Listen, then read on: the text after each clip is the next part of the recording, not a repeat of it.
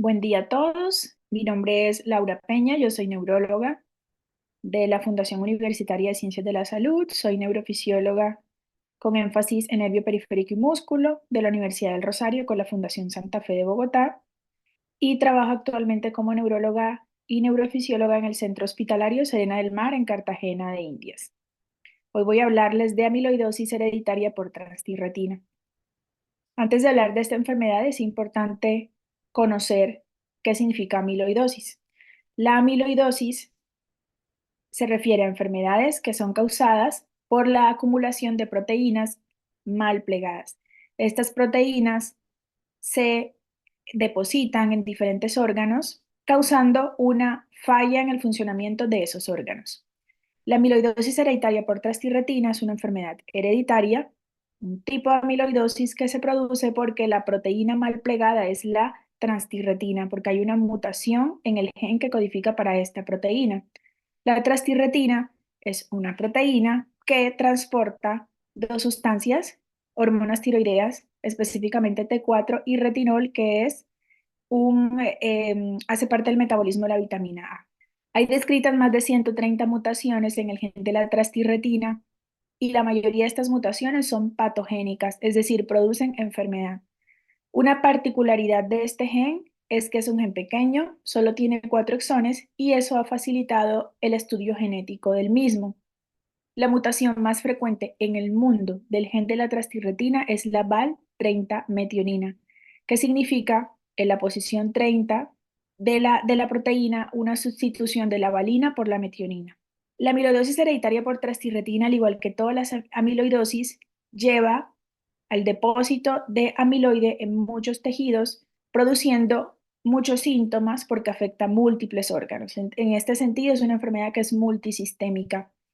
En este tipo de amiloidosis, los órganos que más se afectan son los nervios periféricos y el corazón, pero también se pueden afectar otros órganos como el riñón, los ojos, las articulaciones y ligamentos, otros tejidos. Y ocurre un daño en estos tejidos por dos mecanismos. Un mecanismo es daño por compresión y el ejemplo típico es el síndrome de túnel del carpo porque se deposita en el ligamento transverso del carpo. También produce un daño por toxicidad. Al acumularse este amiloide, induce la producción de radicales libres y citoquinas, y esto pues me genera un daño en el tejido. Un ejemplo aquí es el daño que se produce en las fibras pequeñas, que son digamos que son un tipo de nervios periféricos. Y el daño de estas fibras pequeñas produce muchos síntomas que ya vamos a ver más adelante. Como les decía, es una enfermedad hereditaria. Y el tipo de herencia es autosómica dominante. Eso quiere decir que basta con tener un gen mutado de uno de los dos padres para tener la enfermedad. Cuando la enfermedad es autosómica dominante, los hijos tienen el 50% de probabilidad de tener esa mutación.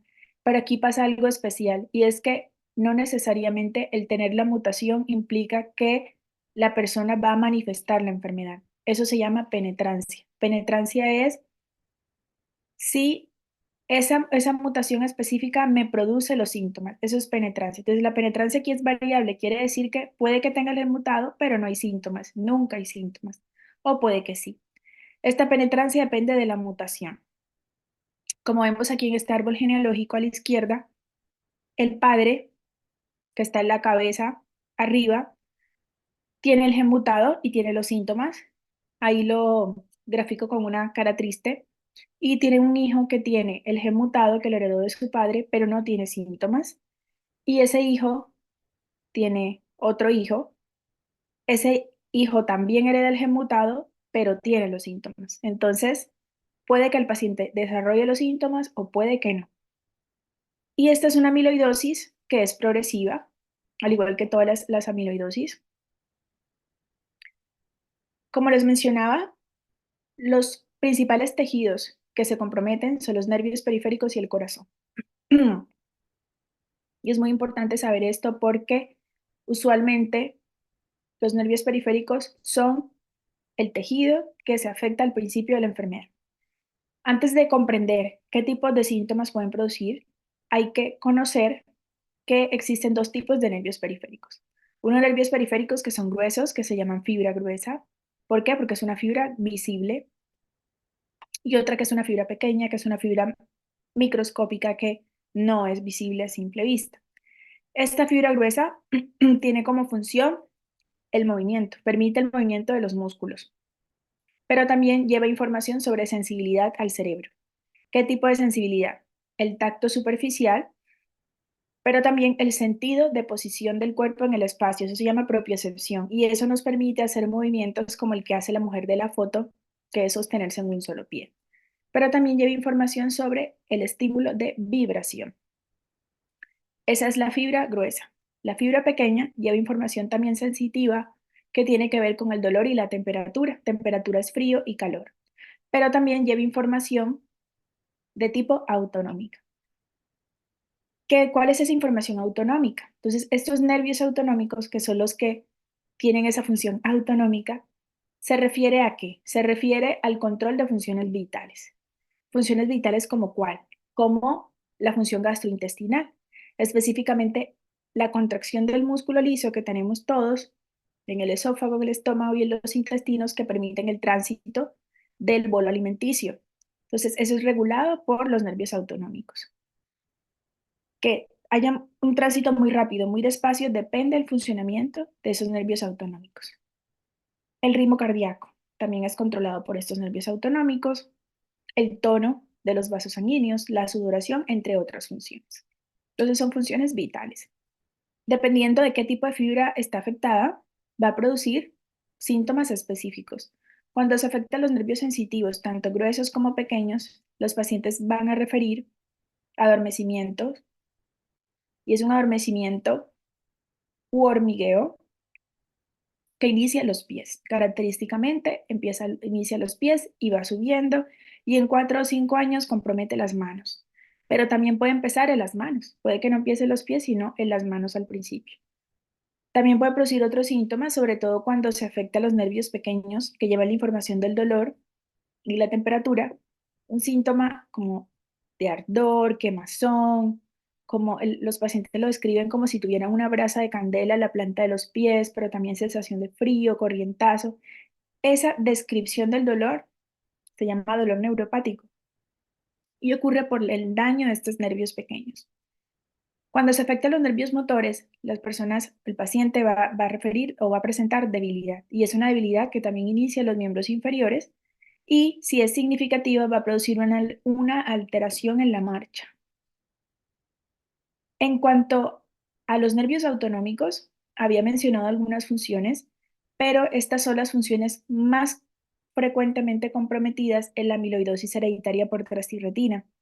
Cuando se afectan los nervios autonómicos que van al sistema gastrointestinal, los pacientes van a referir cambio en el hábito intestinal. Entonces, diarrea o estreñimiento o las dos. Es frecuente que sean las dos alternas y ocurra las noches, que presenta además náusea y o vómito después de comer. Saciedad temprana. Saciedad temprana es que la persona se llena con muy poca comida. Y estos síntomas en que terminan o a que llevan a que la persona pierda peso. Claro, porque come menos o tiene diarrea o vomita lo que come. También puede presentar dolor abdominal. En la parte cardiovascular, ¿qué síntomas van a presentar los pacientes? Mareo cuando se para de la silla o de la cama. Esto se llama intolerancia ortostática. Y esto ocurre porque se afecta el tono vascular de los vasos sanguíneos y hay una hipotensión. Cuando se paran de la silla o de la cama se baja la presión y por eso la persona siente mareo. Y puede presentar también desmayos. Cuando hay una hipotensión muy importante, y esto se conoce como síncope, los hombres se pueden quejar de disfunción eréctil y tanto mujeres como hombres anormalidades en la sudoración. Entonces puede ser que sude menos, principalmente manos y pies. Entonces de pronto lo notan porque caminan con medias y zapatos por un trayecto largo, la temperatura es alta y se retira las medias y no están húmedas. Eso es un signo de alarma porque eso indica que el paciente pues no está sudando adecuadamente, en este caso los pies. O que suda mucho. También pueden referir un aumento de la sudoración en espalda, puede ser en tronco, y luego se acompaña una disminución de la sudoración, pero esto es algo importante. Hay dos tipos de presentación. Están los pacientes en quien inicia de forma temprana y en los que inicia de forma tardía.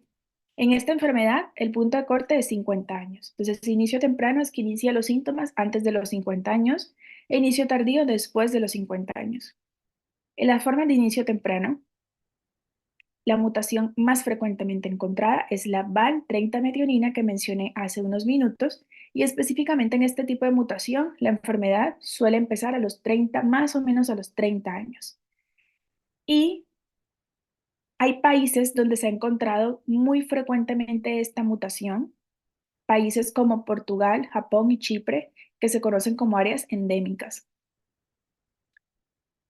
Y en esa población que pasa, en esa forma de presentación que pasa, que al principio las personas, los nervios afectados o los primeros síntomas que refieren son un compromiso de los nervios periféricos y específicamente los nervios pequeños, tanto los nervios autonómicos como los nervios que llevan dolor y temperatura.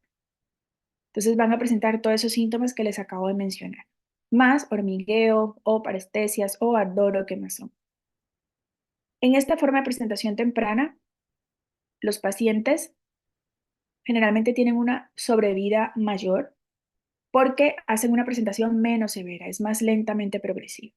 Tenemos del otro lado los de inicio tardío, que empieza después de los 50 años. Aquí tenemos algunos pacientes con la misma mutación Val30-metionina, pero también tenemos pacientes con otro tipo de mutaciones que se conocen como no Val30-metionina.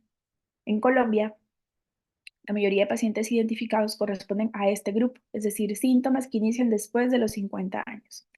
Y en estos pacientes también hay un compromiso de los nervios periféricos desde el principio, pero no siempre inicia con síntomas autonómicos, es decir, con compromiso de las fibras pequeñas. Puede que inicie con compromiso de las fibras gruesas solas o de las fibras gruesas y pequeñas. Pero además hay compromiso del corazón en este tipo de presentación, generalmente desde el inicio. Y esta forma de presentación de la enfermedad, al contrario que la de inicio temprano, es más severa, progresa más rápidamente y los pacientes sobreviven menos. ¿Qué ocurre en Colombia? Estos son los datos que se tomaron en el censo de octubre del 2023 para un total de 109 pacientes. Esos son los pacientes registrados en Colombia. No quiere decir que son todos los pacientes, solo los que hay registro. ¿Qué se ha identificado aquí? Que la mutación más frecuente no es la Val30-metionina, que es la más frecuente en el mundo. Aquí no pasa eso. Aquí la más frecuente es la Val122 isoleucina, es decir, en la posición 122, un cambio de valina por isoleucina. Y en los municipios donde más se ha registrado la presencia de esta mutación o donde más se han documentado pacientes es en Atlántico, Bogotá, Bolívar, Caquetá y Valle del Cauca. Por supuesto, esos datos siguen creciendo, pero ya sabemos que aquí en Colombia la mutación más frecuente no es la Val50-metionina, sino la Val122 isoleucina. ¿Qué conocemos de esta mutación? A diferencia de la anterior, que es la más frecuente, en esta mutación las personas generalmente inician con un compromiso cardíaco, no en los nervios periféricos, sino en el corazón. Se sabe hoy en día que es una mutación que viene de África y por el tráfico de esclavos llegó pues a América.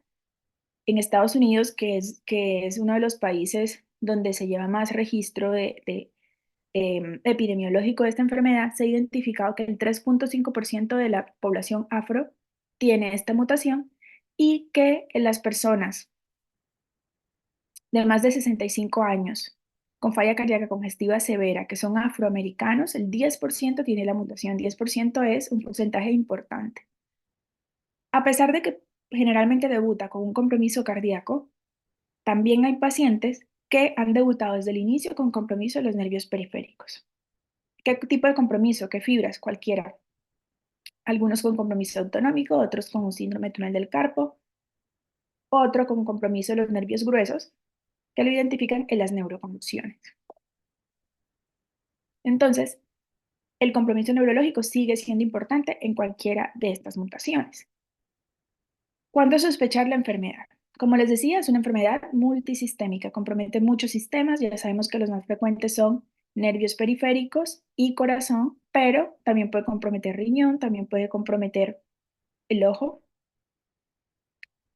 Lo vamos a sospechar cuando tenemos un paciente con una neuropatía que es progresiva. Entonces es una enfermedad que es progresiva, el paciente no mejora, al contrario, progresa, cada día está mejor, está peor.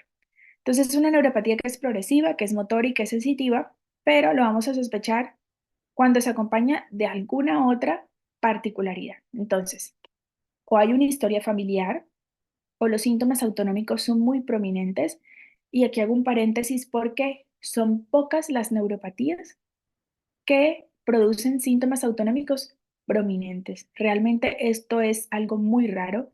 Siempre que lo veamos, esto es un signo de alarma y hay que siempre sospechar amiloidosis hereditaria por trastirretina. La causa más frecuente en el mundo de neuropatía autonómica es la diabetes, pero en las personas que no son diabéticas, esto siempre hay que sospechar. ¿Qué síntoma autonómico? Les había mencionado que lo más frecuente es lo gastrointestinal, la diarrea, el estreñimiento, las dos alternadas, pérdida de peso o saciedad temprana, y también los síntomas cardiovasculares como mareo, hipotensión postural y disfunción eréctil en hombres. La pérdida de peso, como les mencionaba, se cree que es secundario a todo este compromiso gastrointestinal. ¿Cuándo más hay que sospecharlo? Cuando hay neuropatía y ya hay compromiso cardíaco, cuando hay las dos cosas, pero es un compromiso cardíaco que no se explica por otra cosa. Entonces es un paciente que tiene una falla cardíaca con una fracción de eyección preservada, o un paciente que tiene una hipertrofia del ventrículo izquierdo, pero esa hipertrofia no es por hipertensión, no hay una explicación para esa hipertrofia del ventrículo izquierdo, o tiene una falla cardíaca que no mejora con la terapia convencional. Lógicamente no va a mejorar con la terapia convencional porque la enfermedad sigue progresando si no se trata. ¿Cuándo más vamos a sospecharlo? Si hay una neuropatía sin, que no, cuyo etiología no se conoce, una neuropatía, pero además la persona tiene un síndrome de túnel del carpo en ambas manos, sospecharlo. O tiene esa neuropatía sin diagnóstico y tiene proteína en orina de 24 horas, proteinuria en orina de 24 horas, o albuminuria, o alteración en los azoados, o tiene opacidades en el vítreo, que pues esto lo ve un oftalmólogo pues con su examen oftalmológico. Importante, recordar que es una enfermedad que progresa rápidamente, especialmente las formas de inicio temprano, y por supuesto, si la neuropatía es por la amiloidosis hereditaria por trastirretina y el paciente viene siendo diagnosticado con otra cosa, tratado de otra forma, pues no va a mejorar. Lógicamente el paciente va a responder a lo que sea que le hayan dado antes porque no está tratándose la enfermedad. Es importante diagnosticar tempranamente esta enfermedad por varias razones. Primero, como había mencionado, es una enfermedad que es progresiva, que es multisistémica y desafortunadamente lleva a la muerte si no se trata, en un periodo de 3 a 15 años después de la presentación clínica. ¿Qué ocurre en la vida real? Que estos pacientes generalmente no se diagnostican de forma temprana. Hay un retraso hasta de 3 años en el diagnóstico y muchos se diagnostican de forma errada, hasta el 74%. 74% es un montón. ¿Por qué debe tratarse tempranamente? Porque este amiloide se va acumulando en diferentes tejidos y produce daño a estos tejidos y es un daño que es irreversible. Las opciones de tratamiento disponibles son más útiles cuando se inician de forma temprana. Por esta razón, hay que diagnosticarlo tempranamente. Ya les mencioné que tener en cuenta cuándo sospecharlo. Ahora les voy a mencionar cómo hay que proceder. Cuando tenemos un paciente con una sospecha de esta enfermedad, ¿qué es lo que hay que hacer? Primero hay que pedirle la prueba genética siempre. El gen de la trastirretina es un gen pequeño y eso permite la secuenciación o el estudio de ese gen que sea sencillo, relativamente sencillo.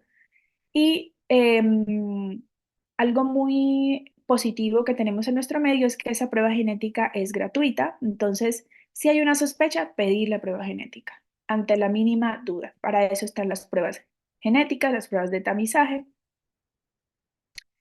Otra opción que tenemos que no sustituye a la genética, porque la prueba genética siempre hay que pedirlo, es lo que confirma si tiene el paciente la mutación o no. Otra opción que tenemos es hacer biopsia para demostrar ese depósito de amiloide. Pero ¿qué pasa con la biopsia? La biopsia, el hecho de que sea negativa, no descarta la enfermedad, especialmente en estadios iniciales.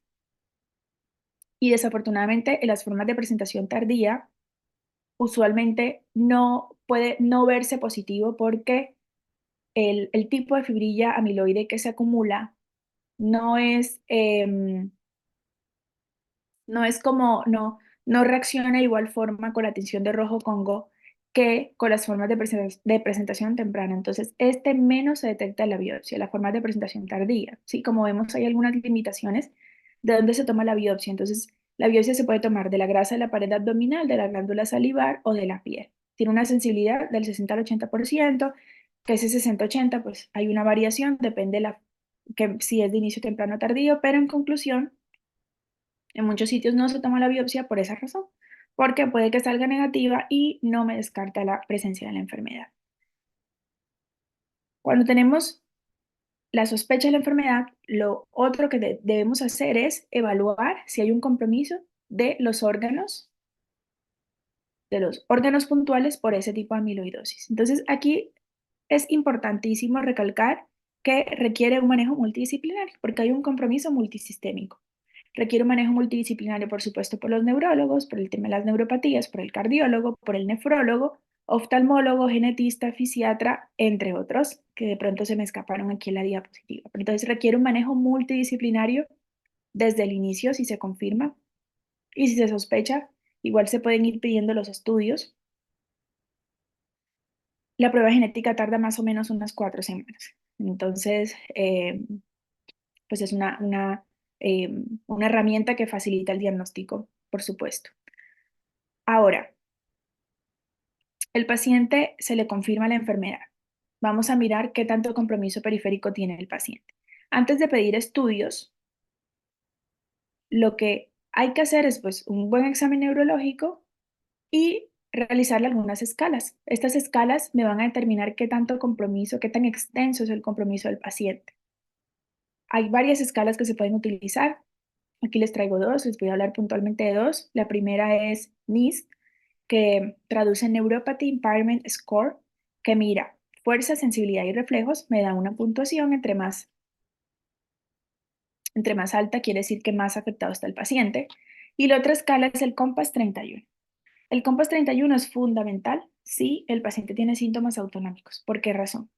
Porque desafortunadamente en ciertos países no tenemos como a la mano la posibilidad de hacer muchas pruebas autonómicas. Y lo que se ha visto es que practicando esta escala, que básicamente son 31 preguntas, evaluamos por sistemas, gastrointestinal, cardiovascular, sudomotor, etcétera, el compromiso. Lo que se ha visto es que esta escala se correlaciona con las pruebas autonómicas. Entre más alterada está, es más probable que esas pruebas autonómicas estén alteradas. Y esta escala se puede conseguir por internet. Aquí anoté el link donde pueden conseguir la escala gratuita.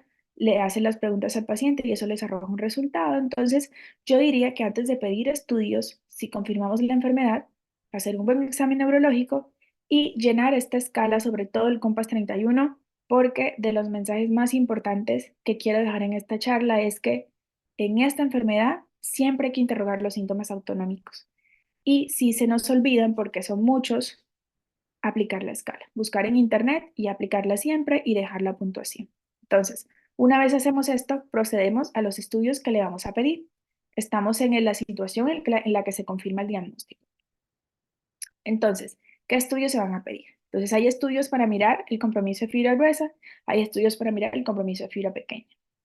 Para mirar el compromiso de fibra gruesa, usamos las neuroconducciones. Las neuroconducciones siempre se acompañan de electromiografía. En este caso, ¿por qué?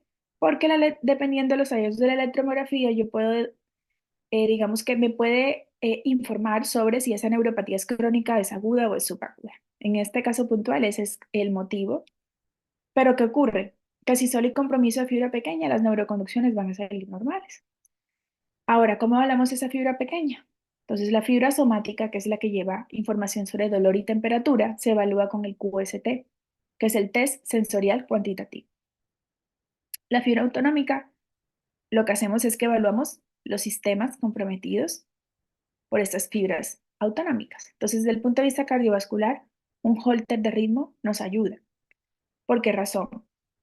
Lo que miramos es la variabilidad de la frecuencia cardíaca en el holter de ritmo y dicho holter nos da un parámetro que se llama SDNN. Cuando SDNN es menor de 100, se indica un compromiso autonómico, en este caso parasimpático.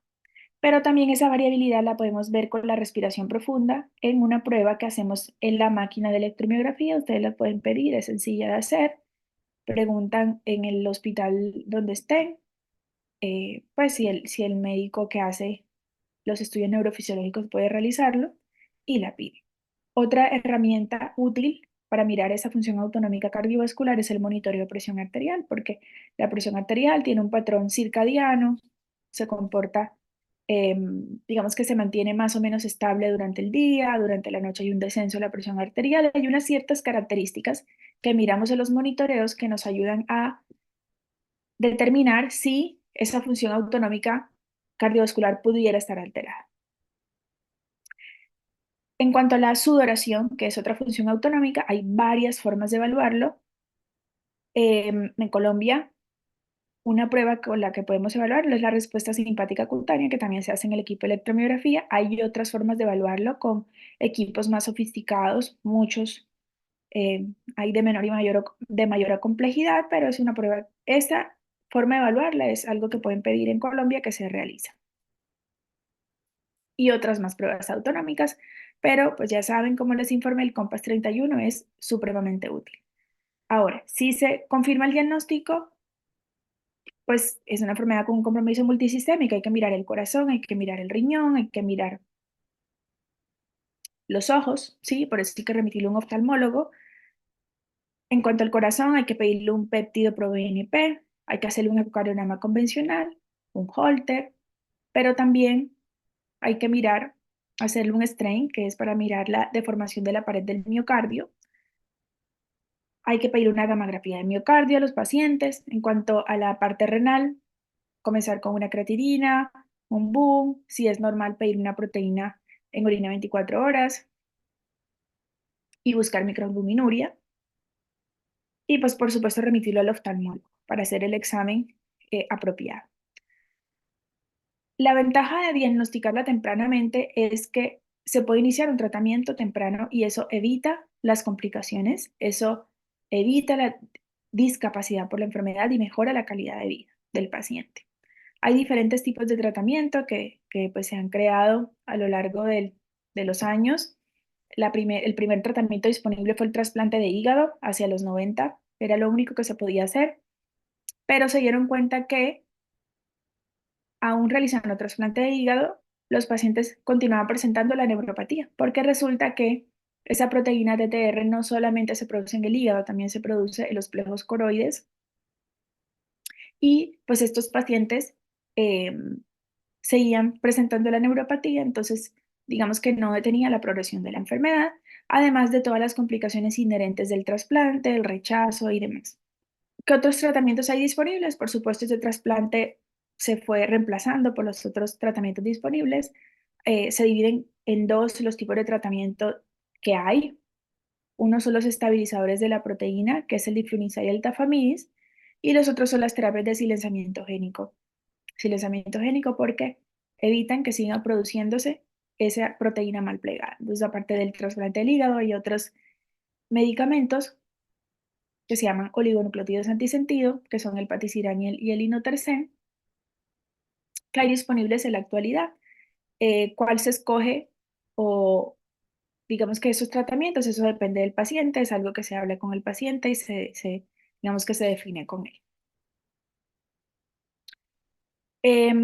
Quería enfocarme en esta charla principalmente en el diagnóstico, dejar como los pilares fundamentales que hay que tener en cuenta para sospechar la enfermedad. Las conclusiones más importantes que podría dar de esta charla son las siguientes. Lo primero es recalcar, recordar que esta es una enfermedad que es hereditaria, que es multisistémica, que es de rápida progresión y es fatal si no se trata. Al ser multisistémica, pues compromete varios órganos y requiere un tratamiento, un manejo multidisciplinario. Importante, a los pacientes que tenemos con polineuropatías criptogénicas, es decir, polineuropatías en las que no se conoce etiología, no son diabéticos, pero tienen síntomas autonómicos predominantes, es una neuropatía que progresa rápidamente, se acompaña a pérdida de peso o compromiso de otro órgano como riñón o corazón, o hay historia familiar, hay que sospecharla siempre. Y eso es todo. Gracias por acompañarnos hoy. Si tienen alguna pregunta pueden hacérmela llegar a mi correo electrónico. Muchas gracias.